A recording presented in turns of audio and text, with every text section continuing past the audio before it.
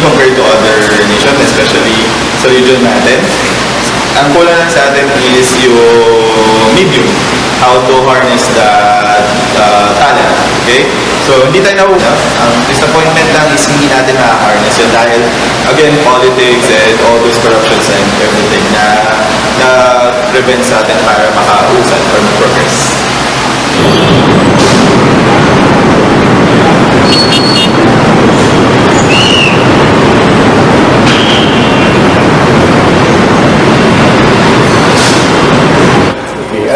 The idea of civilization is that it doesn't necessarily have to be a progressive society in terms of its material and technological aspirations. My idea of civilization is just for anyone. This is on the individual level to be able to work with other people on a social capacity.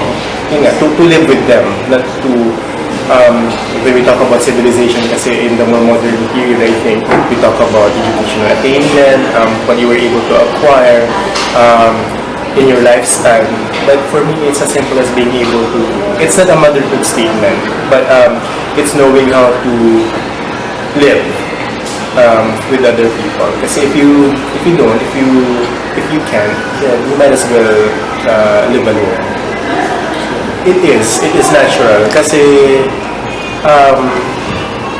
humans are programmed to think, to prefer other things over other preferences pa. The thing is, I think what we have to look at is ano ba yung root cause nun. I think on the very basic level, it's the number of people.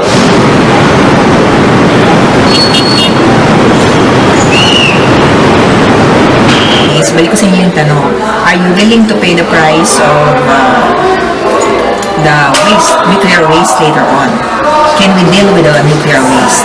Ang magandang innovation, tsaka kasi tingnan nyo sa Japan, ang trains nila are powered by nuclear energy. Diba? Tapos, na ano nila yan, na talagang na synchronized.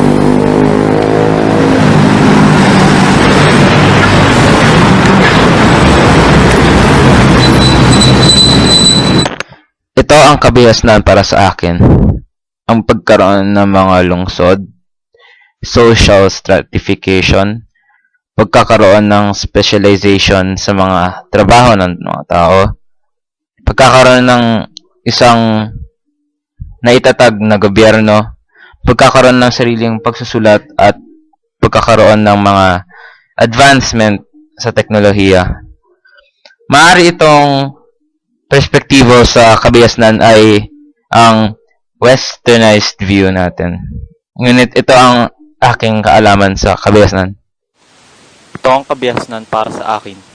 Ang kakayahan ng mga tao na mag-isip, magtulungan, magbahagi ng kaalaman at umunlad. Ang lahat ng mga tao ay meron nito.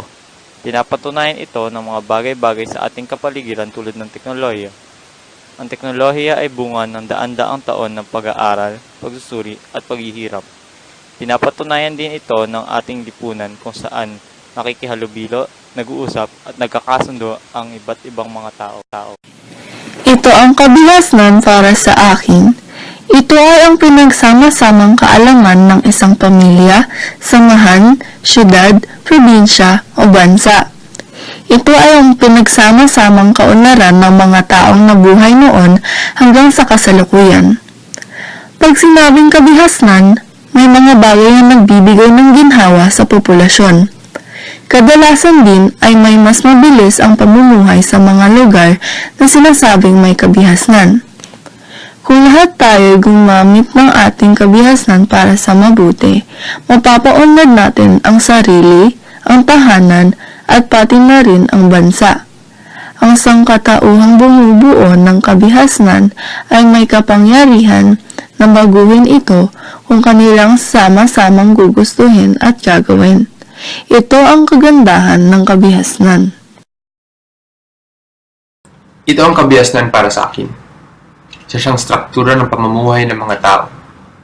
Ito rin ay isang struktura kung saan nakatayo ang respeto sa isa't isa, pagtutulungan, pagbabahagi ideya at marami pa. tulong nito, marami tayong natatagumpay, mga bagay aghaman, mga relasyon sa kapwa-tao. Dulot ito ng kabihasnan. Sa dami naman ng ating nagagawa, marami ring responsibilidad ang kasama nito. Sapagkat sinabi nga sa Marvel, sa dami ng inyong kapangyarihan, dami rin ang inyong responsibilidad. Sumasang-ayon ako dito sapagkat kailangan nating alalayan ang ating mga aksyon. Hindi natin namamalayan minsan na nakakasakit na pala tayo. Kita natin ang kabihasnan sa ating mga maliliit na gawa sa pang-araw-araw. Tuman at tulungan ng isang nahihirapan na classmate sa isang lesson, ang pagre-relax tuwing napakasikip ng traffic. Yung sabi ko, ito ang importante sapagkat dami ng maliliit na bagay ng ating nagagawa. Magiging malaki rin ito pag pinagsama-sama. Ito ang para sa akin ang pinaka-nakaka-apekto sa mga ibang tao. Ito ang kabihasnan ng ating nakakalimutan. Ito ang kabihasnan ng ating dapat muling tandaan. Ito ang kabihasnan para sa akin. Yung tipong kahit gabi na, nakikipagsapalaran pa rin, maging siksikan o lakaran man. Oo nga't marami na tayo natutuklasan. Aeroplano, submarine, o barko man. At kung iyan lang ang basihan ng kabihasnan, masasabi ngang hindi matatawaran ang ating kaunlaran. Pero kung iyon ang kabihasnan, bakit ganito pa rin ang mga nangyayari sa atin? Araw-araw, tila bundong hininga ang nagpapaalala sa akin. Nalakad, siksikan at pagod na naman ang aking aabutin. Alam kong kahit minsan ay ang mga iyon ay naramdaman nyo rin. Kaya siguro, naiintindihan nyo ang kabihasnan para sa akin. Iba ang ibig sabihin. Sa tingin ko, simple lang ang kahulugan nito. Lagi naman natin tatandaan na ang lahat ay naaapektuhan ng kabihasnan. Mundo, bayan, pulo, o lalawigan.